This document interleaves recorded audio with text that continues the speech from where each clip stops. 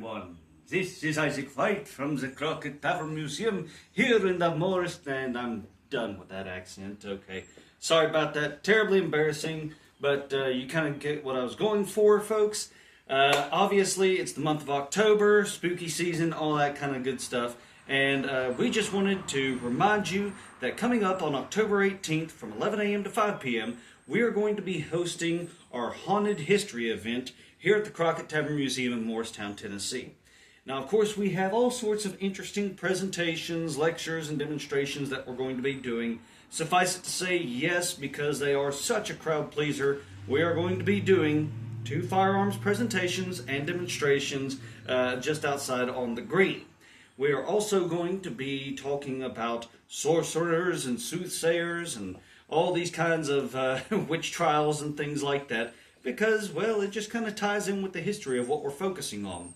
But it's not going to be all spooky, scary stuff. Now, we will follow up with the sorcerers and soothsayers presentation with spooky stories, telling a couple of those that would be appropriate for this time period, such as my personal favorite, The Legend of Sleepy Hollow, as well as another one that is definitely a good one, and it's related to the history of people here in Tennessee, The Haunting of the Bell Witch. Now, after that, we will have some talks on things like scalping and just what the deal was with that here on the frontier. We're also going to be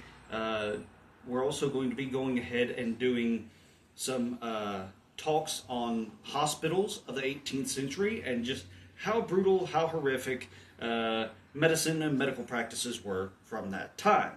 Now, interestingly enough, though, because it is around Halloween time, everybody thinks of costumes and candy. And we're going to fall right into that. Because, folks, we are going to be passing out bags of candy to each and every kid that comes on out here to the Crockett Tavern Museum. And at 2 separate times throughout the day, we will be hosting costume contests.